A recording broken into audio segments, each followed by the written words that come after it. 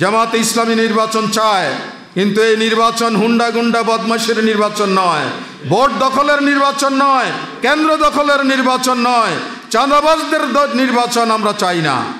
আমরা চাই বাংলাদেশে অবাধে সুষ্ঠু নিরপেক্ষ এবং গ্রহণযোগ্য একটি নির্বাচন কেয়ারটেকার সরকারের অধীনে এই সরকার নিশ্চিত করবে।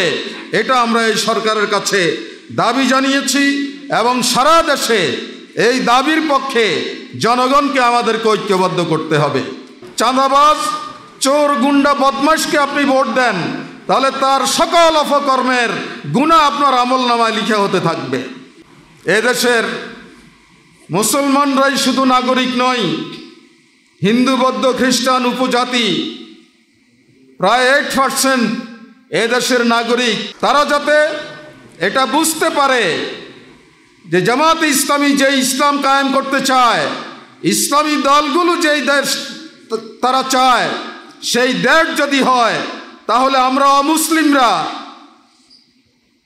অমুসলিম দেশের চেয়েও আমাদের ধর্মকর্ম আমরা ভালোভাবে করতে পারবো, ভালোভাবে জীবন জিন্দেগি যাপন করতে পারবো। ইসলাম আমাদেরকে এই ক্ষেত্রে বাধা দেবে না। জামাত ইসলামী জিন্দাবাদ, জিন্দাবাদ। নারে তাকবীর। আসসালামু আলাইকুম ওয়া রাহমাতুল্লাহ। আলহামদুলিল্লাহি রাব্বিল আলামিন, আসসালাতু ওয়াসসালামু আলা সাইয়্যিদিল মুরসালিন ওয়া আলা আলিহি ওয়া সাহবিহি আজমাইন।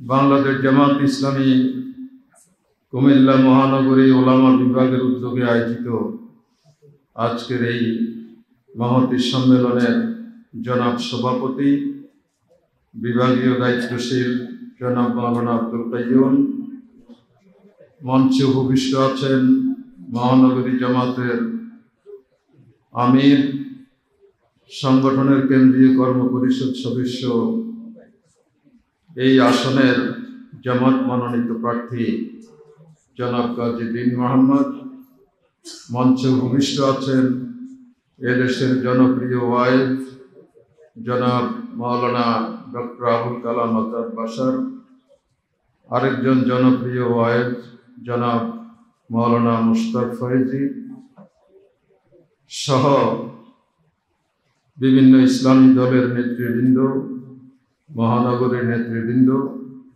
ও উপস্থিত সম্মানিত উলামা মাশায়েখ বৃন্দ, আল্লাহ রাব্বুল আলামিনের অপার মেহেরবানিতে আমরা দীর্ঘ প্রায় 18 বছরের একটি অন্ধকার যুগ পেরিয়ে 2005 সালের 2024-এর 5ই আগস্ট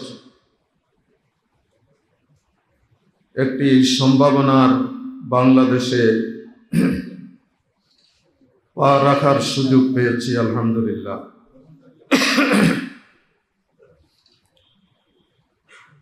এই 18 বছরের অন্ধকার যুগের অনেক বর্ণনা এখানে এসেছে, আমি সেদিকে আর যেতে চাই না। শুধু এতটুকু আমি বলবো যে আজ থেকে 1500 বছর পূর্বে আইয়ামে জাহেলিয়াতের নাম আমরা শুনেছি, যেখানে আল্লাহর নবী লড়াই করে জাহেলিয়াতকে বিদূরিত করে আল্লাহ তাআলার সার্বভৌমত্বের ভিত্তিতে একটি ইসলামী খেলাফত কায়েম করেছিলেন। সেই 1500 বছর পূর্বের আইয়ামে জাহেলিয়াতকেও হার মানিয়ে দিয়েছিল বাংলাদেশে গত 18 বছরে আওয়ামী জাহেলিয়াত। আইয়ামে জাহেলিয়াতেও মানুষ মেরে লাশের উপরে নৃত্য করা হয় নাই, কিন্তু আওয়ামী জাহেলিয়াতে পল্টনে আমাদের ভাইদেরকে হত্যা করে লাশের উপরে তারা নৃত্য করেছিল। সুতরাং পৃথিবীর ইতিহাসে এই অধ্যায়টি জঘন্যতম একটি অন্ধকার যুগ, হিংস্র হায়নার যুগ, মানবতা বিরোধী যুগ, খুন, গুম, হত্যা, সন্ত্রাস, হামলা, মামলা, লুটপাট, বিচারহীনতার একটি কালো অধ্যায় হিসাবে ইতিহাসে লিপিবদ্ধ থাকবে। আল্লাহ রাব্বুল আলামিনের অপার মেহেরবানি যে আমরা ছাত্র জনতার আন্দোলন এবং 15 বছরের আলেম ওলামা, পীর, মাশায়েখ সহ অগণিত মজলুম মানুষের জেলখানায় যে আল্লাহর দরবারে ফরিয়াদ জানিয়েছিল, তাদের চোখের পানি আল্লাহ তাআলা কবুল করেছেন এবং 5ই আগস্ট নজিরবিহীন একটি গণ অভ্যুত্থানের মাধ্যমে ফ্যাসিস্ট হাসিনা পালিয়ে যেতে বাধ্য হয়েছে। সম্মানিত ভাইয়েরা, আল্লাহর দ্বীনকে বিজয়ী করার আন্দোলন এটি একটি ফরজ দায়িত্ব। ইসলামী রাষ্ট্র, ইসলামী শরিয়ার একটি গুরুত্বপূর্ণ অঙ্গ। এটাকে বাদ দিয়ে ইসলামকে কল্পনা করা যায় না। আমরা এদেশে মুসলমানরা আলেম ওলামা, পীর, মাশায়েখ ইসলামী আন্দোলন, ইসলামকে একটি অঙ্গহীন জীবন ব্যবস্থা হিসেবে আমরা এতদিন ধরে রাখার চেষ্টা করেছি। পূর্ণাঙ্গ ইসলামকে আমাদের জীবনে এবং রাষ্ট্রে প্রতিষ্ঠিত করার কাজে আমরা গাফেল ছিলাম। এক্ষেত্রে যত গাফেল ছিলাম, উল্টো ইন্নাল উলামা ওয়ারাসাতুল আম্বিয়া এই ওয়াজের সবচেয়ে বেশি আমরা সক্রিয় ছিলাম, অ্যাডভান্স ছিলাম। নবীর ওয়ারিস যদি আমরা সত্যি হয়ে থাকি, তাহলে ইসলামী শরিয়া আইন বাংলাদেশে কায়েমের জন্যে আমরা কেন ঐক্যবদ্ধ হতে পারলাম না? কেন কাদা ছোড়াছড়ি করেছি? আল্লাহর আদালতে এর কোনো জবাব কি আমাদের থাকবে? আমরা এর কোনো জবাব দিতে পারবো না। যাই হোক, আল্লাহ রাব্বুল আলামিন 5ই আগস্টের গণ অভ্যুত্থানের মধ্য দিয়ে এ দেশের মানুষকে স্বৈরাচার মুক্ত করেছেন। সকল মানুষ যেভাবে স্বাধীনভাবে উন্মুক্ত আলো বাতাসের নিচে নির্ভয়ে বিচরণ করার সুযোগ পেয়েছে, আমাদের সকল শ্রেণীর ওলামায়ে কেরামও সেভাবেই নির্ভয়ে এখন চলার একটা সুযোগ পেয়েছে। এটি আল্লাহর পক্ষ থেকে এই অঞ্চলের মুসলিম উম্মার জন্য এক বিরাট নিয়ামত। এই নিয়ামতের যথাযথ কদর আমাদেরকে করতে হবে। এই নিয়ামতের শুকরিয়া আদায় করতে হবে কথার মাধ্যমে এবং কাজের মাধ্যমে। আজকের এই ওলামা সমাবেশে আমরা আত্মবিশ্বাসের সাথে এটা বলতে পারি যে অতীতের যে কোনো সময়ের তুলনায় আলেম ওলামা, পীর, মাশায়েখ, আইম্মায়ে মাসাজিদের মধ্যে যেই জাগরণ তৈরি হয়েছে, এটা আগামী দিনে এই অঞ্চলের মুসলিম উম্মার জন্যে একটি আশাবাদ জাগ্রত করেছে বলে আমার দৃঢ় বিশ্বাস। মুসলিম উম্মার হৃৎপিণ্ড হচ্ছে ওলামায়ে কেরাম। উম্মা জেগে থাকবে কিনা, না মুসলিম উম্মা বিলীন হয়ে যাবে, এ ক্ষেত্রের ফয়সালাকারী শক্তি হচ্ছে সম্মানিত ওলামায়ে কেরাম। তাদের ভূমিকার উপরে এটা নির্ভর করছে। আল্লাহর নবী বলেছেন, সিনফান ইজা সালুহাতিল উম্মাহ ওয়া ইজা ফাসাদা ফাসাদাতিল উম্মাহ, আস-সুলতান ওয়াল উলামা। মুসলিম উম্মার দুটো সম্প্রদায়, তারা যদি ভালো থাকে, সঠিক পথে চলে, তাহলে মুসলিম উম্মাহ সঠিক পথে চলবে। তার একটি হচ্ছে শাসক গোষ্ঠী, আর একটি হচ্ছে ওলামায়ে কেরাম। শাসক গোষ্ঠীর ব্যাপারে আমরা এই সিদ্ধান্তে পৌঁছতে পারি যে মুসলিম উম্মার শাসক গোষ্ঠী শুধু বাংলাদেশে নয়, 57টি মুসলিম রাষ্ট্রের শাসক গোষ্ঠীর দিকে আমরা তাকালে দেখতে পাই যে এরা পুরোপুরি নষ্ট হয়ে গিয়েছে। এদের কাছে মুসলিম উম্মাহ পাওয়ার মতো আর কিছু নেই। এরা মুসলিম জাতির নেতৃত্ব দিতে সম্পূর্ণভাবে ব্যর্থ হয়েছে। উপরন্তু তারা ইহুদি খ্রিস্টানদের পা চাটা কুকুরে পরিণত হয়েছে। ওখান থেকে যা বলে তাই শাসক গোষ্ঠী করে। সুতরাং আজকে এদের কাছে আমরা পাওয়ার কিছু নেই। আর বাকি আছে উলামায়ে কেরাম, মুসলিম উম্মাহকে সঠিক রাস্তায় সিরাতে মুস্তাকিমের পথে পরিচালিত করার জন্যে বাকি রয়েছে উলামায়ে কেরাম। উলামায়ে কেরাম এত নষ্ট হয়নি, এখনো এত গাফিল হয়নি। মাঝে মধ্যে তাদেরকে জাগৃত করার জন্য চেষ্টা করলে তারা জাগে। সে কারণে আজকে মুসলিম উম্মাহকে সঠিক পথে পরিচালিত করার জন্যে, তাদেরকে তাদের আসল গন্তব্যে পৌঁছে দেওয়ার জন্যে উলামায়ে কেরামকে ডাবল দায়িত্ব পালন করতে হবে। শাসক গোষ্ঠীর অনুপস্থিতিতে শাসকদের দায়িত্ব পালন করতে হবে, আর ওলামা হিসাবে ওলামাদের দায়িত্ব পালন করতে হবে। সে কারণে কোনো অবস্থাতেই ওলামায়ে কেরাম আর নির্লিপ্ত থাকতে পারবে না। ওলামাদেরকে জাগতে হবে। প্রতিটি পাড়ায় মহল্লায় গ্রামে গঞ্জে ইসলামের বিপ্লবী দাওয়াত ওলামায়ে কেরামদেরকে পৌঁছাই দিতে হবে। সম্মানিত ভাইরা, সামনে যেই একটি গুরুত্বপূর্ণ টার্নিং পিরিয়ড বাংলাদেশে আসছে, সেটি হচ্ছে আসন্ন জাতীয় সংসদ নির্বাচন।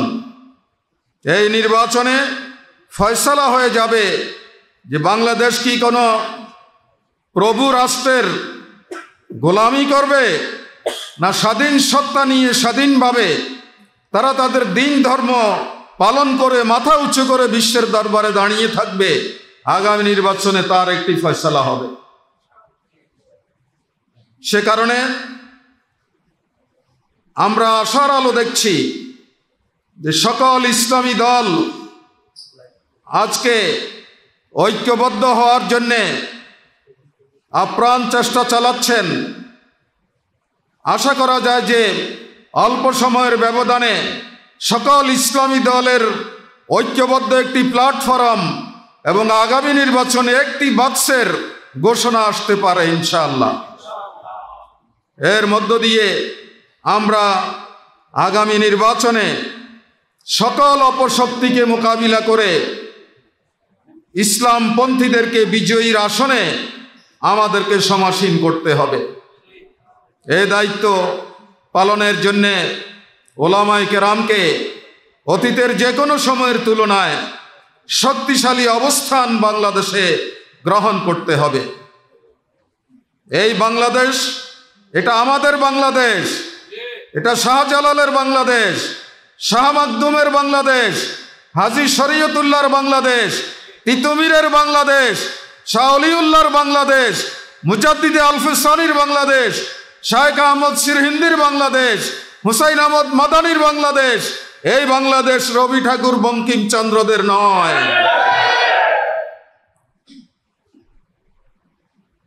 সে কারণে এখানে কারো কোনো ষড়যন্ত্র আমরা বাস্তবায়ন হতে দেব না। কোন স্বৈরাচার বাংলাদেশে মাথা উঁচু করে দাঁড়াক, এটা আমরা আর বরদাস্ত করব না। ন্যায় ইনসাফের ভিত্তিতে মানুষের সকল মৌলিক অধিকার নিশ্চিত করে আমরা এই দেশে একটি শান্তির সমাজ, একটি বৈষম্যহীন সমাজ, একটি মানবিক বাংলাদেশ গড়ে তুলতে চাই। আর এটা আমরা বিশ্বাস করি যে বৈষম্যহীন সমাজ, মানবিক বাংলাদেশ গড়ে ওঠার জন্য যেই ফর্মুলার প্রয়োজন, সেটা দুনিয়ার কোনো মন্ত্রতন্ত্রের মধ্যে নেই, দুনিয়ার কোনো আদর্শের কাছে এটা নেই। এটা আছে আল্লাহর পক্ষ থেকে আসা মহাগ্রন্থ আল কোরআনের কাছে। সেই কোরআনের সবক অনুযায়ী আমাদেরকে এই দেশটাকে গড়ে তোলার জন্যে চেষ্টা চালাতে হবে। সম্মানিত ভাইরা, সেজন্যে কিছু করণীয় আমাদের আছে। আমি সেই বিষয়গুলো সংক্ষেপে আপনাদের সামনে তুলে ধরতে চাই। এক নম্বর করণীয় হচ্ছে আমাদের ঐক্যকে অত্যন্ত সিমেন্টেড রাখতে হবে। বুনিয়ানুম মারসুসের মতো সকল ইসলামী দল ওলামায়ে কেরামের ঐক্য গড়ে তুলতে হবে। কারণ 5ই আগস্টের আগে ভারত এবং আওয়ামী লীগ চেষ্টা করেছিল 4 দলীয় জোটকে আলাদা করার জন্য, ভাঙার জন্যে। তারা এতে সফল হয়েছে। এখন আর 4 দলীয় জোটও নেই, 20 দলীয় জোটও নেই। আমরা ফেল করেছি এখানে। আর এখন ভারত আওয়ামী লীগ সহ তাদের প্রেতাত্মাদের টার্গেট হচ্ছে ওলামায়ে কেরামের মধ্যে যাতে কোনো ধরনের ঐক্য হতে না পারে, তারা যাতে এক বক্সি ইলেকশন করতে না পারে, এটাকে ঠেকাতে হবে। এই ষড়যন্ত্র এখন চলছে। এই ষড়যন্ত্র মোকাবিলা করে আমাদেরকে আগামী দিনে বাংলাদেশের মানুষের মুখে হাসি ফুটাতে হবে। এই জন্যে ঐক্য বিরোধী কোনো বক্তব্য, কোনো কথা, কোনো লিখনি, কোনো কিছুই করা যাবে না জামাতের অন্তত নেতা কর্মীদের পক্ষ থেকে। অন্যরা আমাদেরকে টিপ্পনি কাটবে, আমাদেরকে ইঙ্গিতে কথা বলবে, বিভিন্নভাবে কথা বলবে। আমরা এই ধরনের কথাও বলবো না। আমরা সকলকে নিয়ে ঐক্যবদ্ধভাবে আগামী লড়াইতে আমরা অবতীর্ণ হতে চাই। এটা জামাত ইসলামীর ডিরেকশন, কেন্দ্রীয় সিদ্ধান্ত। কোনো ভাবাবেগে ঐক্য বিরোধী কোনো কথা ডাইরেক্ট ইনডাইরেক্ট আমাদের বলা যাবে না। দ্বিতীয় কথা হচ্ছে, এদেশে দীর্ঘদিন থেকে ইসলাম ভীতি মানুষের মধ্যে বিরাজ করছে। ইসলাম বিরোধী শক্তি ইসলামকে ব্যঙ্গ বিদ্রুপ করে ইসলামের বিভিন্ন শিক্ষা দীক্ষার উপরে ভুল ব্যাখ্যা দিয়ে মানুষের মধ্যে একটা ভীতি জাগ্রত করেছে যে শরিয়া আইন চালু হলে তোমাদের হাত একটাও থাকবে না, শরিয়া আইন চালু হলে নারীদেরকে প্রস্তর আঘাতে হত্যা করা হবে। এই ধরনের বহু ইসলাম ভীতি মানুষের মধ্যে ছড়িয়ে দিয়েছে। আমরা ইসলামের মুখপাত্র ওলামায়ে কেরাম তাদের বক্তব্যের মাধ্যমে মানুষের মধ্য থেকে এই ভীতি দূর করতে হবে, মানুষের মধ্যে আশাবাদ জাগ্রত করতে হবে যে ইসলাম হচ্ছে একটি পূর্ণাঙ্গ জীবন ব্যবস্থা, কমপ্লিট কোড অফ লাইফ, মোকাম্মেল নিজামে হায়াত। ইসলাম যদি কায়েম হয় তাহলে মানুষ সব দিক থেকে নিরাপদ হবে, শান্তি স্বস্তি নিরাপত্তা নিশ্চিত হবে, মানুষের মৌলিক অধিকার নিশ্চিত হবে, অর্থনৈতিক জীবনে স্বয়ম্বরতা আসবে, সামগ্রিকভাবে এই দেশটি একটি শান্তির আবাসে পরিণত হবে। এটা ইসলামই পারে। আমরা 54 বছরের বাংলাদেশে, 25 বছরের পাকিস্তানে শাসক গোষ্ঠীকে আমরা দেখেছি, তারা জনগণকে ধোঁকা দিয়েছে, তারা লুটপাট করেছে, নিজের আখের গুছিয়েছে। এই সমাজের মানুষের কল্যাণে তারা ভূমিকা পালন করতে পারে নাই।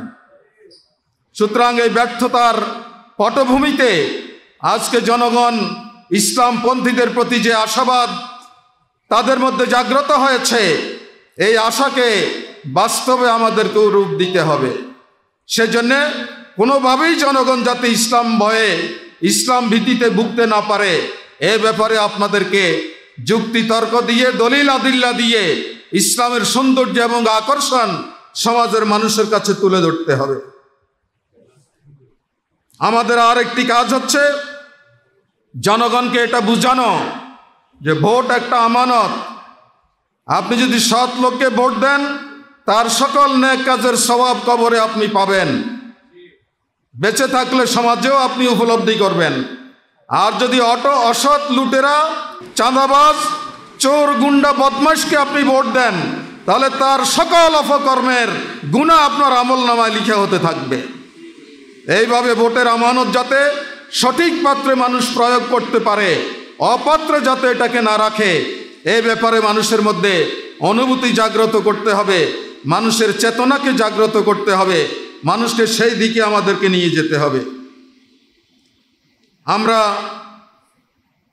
এদেশের মুসলমানরাই শুধু নাগরিক নই, হিন্দু, বৌদ্ধ, খ্রিস্টান উপজাতি প্রায় 8% এদেশের নাগরিক। তারা যাতে এটা বুঝতে পারে যে জামাত ইসলামী যে ইসলাম কায়েম করতে চায়, ইসলামী দলগুলো যেই দেশ তারা চায় সেই দেশ যদি হয়, তাহলে আমরা অমুসলিম দেশের চেয়েও আমাদের ধর্মকর্ম আমরা ভালোভাবে করতে পারবো, ভালোভাবে জীবন জিন্দেগি যাপন করতে পারবো। ইসলাম আমাদেরকে এই ক্ষেত্রে বাধা দেবে না। অমুসলিমদের মধ্যে এই আত্মবিশ্বাস, এই আস্থা আমাদেরকে আমাদের বক্তব্যের মাধ্যমে জাগ্রত করতে হবে। তারাও বাংলাদেশের নাগরিক, তাদের ভোট আর একজন মুসলিমের ভোট সমান। তারা যদি আমাদের পক্ষে না দাঁড়ায়, তাহলে আমরা একটা অপূর্ণাঙ্গতায় থেকে যাব। এই জন্য গোটা বাংলাদেশের 18 কোটি মানুষ সকলকেই আমাদেরকে আমাদের আদর্শ উদ্দেশ্যের দিকে আহ্বান জানাতে হবে, এর প্রতি মানুষকে আকৃষ্ট করতে হবে। আগামী নির্বাচনের ব্যাপারে আমরা ইতিমধ্যে বলেছি যে প্রধান উপদেষ্টার ঘোষণা এবং জুলাই সনদ, এটাকে পূর্ণাঙ্গ রূপ দিতে হবে, প্রয়োজনীয় পয়েন্টগুলো সেখানে যুক্ত করতে হবে এবং এই সনদকে সংবিধানের মর্যাদা দিতে হবে, সংবিধানের ভূমিকা তাকে অন্তর্ভুক্ত করতে হবে। এর আলোকে বাংলাদেশের সংবিধান রচনা করতে হবে, প্রয়োজনে গণভোট দিতে হবে। তারপরেও আমরা বাকশালের ওই বুকলেট নামক সংবিধানকে বাংলাদেশে আমরা বাস্তবায়ন হতে দেব না। নূতন দেশে দ্বিতীয় স্বাধীনতার প্রাক্কালে এই দেশ যাতে প্রকৃত অর্থে একটি সংবিধান লাভ করতে পারে, সেই জন্য জনমত আমাদেরকে তৈরি করতে হবে, মানুষকে সেটা বুঝাতে হবে। আমরা নির্বাচনের আগে প্রয়োজনীয় সংস্কারের কথা বলেছি। সংস্কার যদি না হয়, তাহলে বাংলাদেশের জনগণ এই নির্বাচনে অংশগ্রহণ করবে না। জামাতে ইসলামী নির্বাচন চায়, কিন্তু এই নির্বাচন হুন্ডা গুন্ডা বদমাশের নির্বাচন নয়, ভোট দখলের নির্বাচন নয়, কেন্দ্র দখলের নির্বাচন নয়, চাঁদাবাজদের নির্বাচন আমরা চাই না। আমরা চাই বাংলাদেশে অবাধে সুষ্ঠু নিরপেক্ষ এবং গ্রহণযোগ্য একটি নির্বাচন কেয়ারটেকার সরকারের অধীনে এই সরকার নিশ্চিত করবে। এটা আমরা এই সরকারের কাছে দাবি জানিয়েছি এবং সারা দেশে এই দাবির পক্ষে জনগণকে আমাদেরকে ঐক্যবদ্ধ করতে হবে। কোনো ধরনের প্রহসনের নির্বাচন বাংলাদেশে আমরা হতে দেব না। ভোট কেন্দ্র যদি কেউ দখল করতে আসে, গ্রামের সাধারণ জনগণকে নিয়ে প্রত্যেকটি ভোট কেন্দ্র আমাদেরকে পাহারা দিতে হবে, যাতে সুষ্ঠুভাবে জনগণ ভোট দিয়ে যেতে পারে। এই দায়িত্ব আমাদেরকে পালন করতে হবে। আমরা এই নির্বাচনে বাংলাদেশে জয় এবং পরাজয়ের ব্যারোমিটার হচ্ছে যারা গত 40 বছর ভোট দিতে পারে নাই তারা। এই যুবক তরুণরা এবার ভোট দিতে পারবে। 31 অক্টোবর পর্যন্ত যারাই 18 বছর বয়সে পৌঁছবে তাদেরকে ভোটার করা হবে, সরকার ঘোষণা দিয়েছে। আমাদের দায়িত্ব হচ্ছে কোথায় ভোটার আছে এই তরুণরা 18 বছর বয়সে পৌঁছলেই যাতে আমরা তাদেরকে ভোটার করতে পারি, সে ব্যাপারে আমাদেরকে দায়িত্ব পালন করতে হবে। এবার নতুন ভোটারের সংখ্যা হচ্ছে প্রায় 4.5 কোটি তরুণ ভোটার। এই তরুণদের কাছে আমাদেরকে যেতে হবে, তাদেরকে আশ্বস্ত করতে হবে, তাদেরকে বলতে হবে যে আমরা যদি ক্ষমতায় যাই তাহলে তোমাদের বেকারত্ব দূর করব, তোমাদের চাকরির ব্যবস্থা করব, সন্ত্রাস চাঁদাবাজি আমরা দূর করব। তোমাদের যদি চাকরি বাকরি না হয় তাহলে সরকারকে আমরা বাধ্য করব বেকার ভাতার জন্যে। তারপরেও তোমাদের অসহনীয় জীবন, এটাকে আমরা এখানে বরদাস্ত করব না। এভাবে তরুণ ভোটারদের কাছে যদি আমরা যেতে পারি, তরুণ ভোটাররা যে সিদ্ধান্ত নেবে সেই সিদ্ধান্তের পক্ষেই দেশের নির্বাচনে ফলাফল বেরিয়ে আসবে। এখন পর্যন্ত দলীয় ভোটার যা আছে তাকে আমরা এই পর্যন্ত যত জরিপ হয়েছে বিভিন্ন অ্যাঙ্গেল থেকে বিভিন্ন কোম্পানি শক্তি তারা জরিপ করেছে, সর্বশেষ জরিপ পর্যন্ত এই দেশে আওয়ামী লীগ, বিএনপি, জাতীয় পার্টি, জামাত ইসলামী, জাতীয় পার্টি, এই সকলের ভোটের যেই ফলাফল, এতে প্রায় 73 থেকে 40 থেকে 43% ভোট তারা প্রকাশ্যে বলেছে আমরা অমুক অমুক দলকে ভোট দেব। বাকি সাধারণ জনগণ প্রায় 65%, এরা এখনো সিদ্ধান্ত নেয় নাই কাদেরকে ভোট দেবে, কাদের পক্ষে নির্বাচনে দাঁড়াবে। এই সাধারণ জনগণের কাছে সকল দলের আগে আমাদেরকে পৌঁছতে হবে, তাদের সাথে আলাপ আলোচনা করে ওয়াদা করাতে হবে যে আমরা এবার ইসলামের পক্ষে আছি, ইসলামী দলগুলো যেই বক্স তৈরি করবে সেই বক্সে আমরা ভোট দেব। এই কাজটি আমাদেরকে করতে হবে। নির্বাচনে বড় ফ্যাক্টর হচ্ছে ছাত্র, যুবক, শ্রমিক, ওলামা, ইমাম, এদেরকে ঐক্যবদ্ধ করা, সংগঠিত করা, এদের কার্যক্রমের মাধ্যমে যাতে গোটা সমাজের মধ্যে ইসলামের পক্ষে একটি গণজোয়ার তৈরি হয়, সেই উদ্যোগ আমাদেরকে নিতে হবে। এই নির্বাচনে আমরা আগে তো 50-60 আসনে ইলেকশন করতাম, সেভাবে আমরা ফান্ড কালেকশন করতাম। এইবার 300 আসনে নির্বাচনের আমরা সিদ্ধান্ত নিয়েছি। সুতরাং আগের তুলনায় 100% বেশি নির্বাচনী ফান্ড আমাদেরকে সংগ্রহ করতে হবে। আপনাদের যাদের যেখানে কথা বলার সুযোগ আছে, এদেশে সম্পদশালী লোকের অভাব নেই, আপনারা তাদেরকে কনভিন্স করে আগামী নির্বাচনে যাতে আমরা পয়সার অভাবে ক্ষতিগ্রস্ত না হই, সে ব্যাপারে আপনাদেরকে গুরুত্বপূর্ণ ভূমিকা পালন করতে হবে।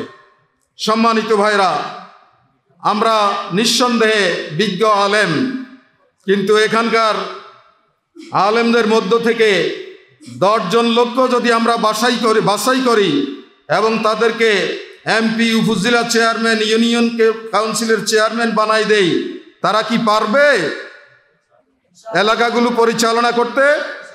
কিভাবে চেয়ারম্যানই করতে হয়, কিভাবে বাজেট বরাদ্দ করতে হয়, কিভাবে এগুলো বন্টন করতে হয়, কোন অফিসে যেতে হবে, কার কাছে যেতে হবে, এরকম অনেক জ্ঞান আমাদের নাই। সুতরাং অন্ধকারে ঢিল ছুড়লে কোনো কাজ হবে না। এবং ইসলামের আলোকে সমাজ ও রাষ্ট্রকে পরিচালনার জন্য এই নূতন আধুনিক যুগে কি কি আইন প্রণয়ন করা দরকার, এই ব্যাপারে যদি ওলামায়ে কেরামদেরকে ডাকা হয়, তাহলে খুব কম সংখ্যক লোকে এখানে টিকবে। তার কারণ আমরা যারা আলেম হয়েছি, কিতাবি আলেম হতে পারি নাই, নোট পড়ে পাশ করে আমরা আলেম হয়েছি। ইসলামের বিভিন্ন বিষয় সম্পর্কে আমাদের মধ্যে জ্ঞানের অভাব। আমি আপনাদেরকে অনুরোধ করব, আপনাদের লেখাপড়া আরও বাড়িয়ে দিতে হবে। জ্ঞান অধ্যয়নে, কোরআন হাদিসের গভীর অধ্যয়নে আপনাদেরকে মনোনিবেশ করতে হবে, যাতে সমাজের সব ধরনের ক্রাইসিস আমরা কোরআন সুন্নাহর আলোকে ইজতিহাদ করে সমাধান করতে পারি, দেশের আইনকে আমরা সেভাবে সাজাতে পারি। সেজন্য উলামায়ে কেরামদেরকে প্রচুর লেখাপড়া করতে হবে, অনেক বই পুস্তক অধ্যয়ন করতে হবে। দ্বীনি জ্ঞান এবং বৈষয়িক জ্ঞান, উভয় জ্ঞানে আমাদেরকে সুসজ্জিত হতে হবে। তাহলে আগামী দিনে আমরা এই 18 কোটি মানুষকে নেতৃত্ব দিতে সক্ষম হব। আমার সর্বশেষ কথা হচ্ছে, চতুর্দিকে গভীর ষড়যন্ত্র চলছে। এই ষড়যন্ত্র মোকাবিলায় শতভাগ প্রস্তুতি আমরা নেয়ার পরেও আমরা কামিয়াব হতে পারবো না যদি আল্লাহর সাহায্য না থাকে। এই জন্য সব ধরনের প্রস্তুতি আমরা নেব। আর তার পাশাপাশি প্রতিদিনই আল্লাহ রাব্বুল আলামিনের কাছে ফরিয়াদ জানাতে হবে, আল্লাহ যাতে 3 দিক থেকে মুশরিকে ঘেরা এই অসহায় বাংলাদেশের মুসলিম উম্মাহকে হেফাজত করেন, রক্ষা করেন, সাহায্য করেন। এখানে যাতে মুসলমানদের জন্য বসবাসের উপযোগী একটি পরিবেশ করে দেন।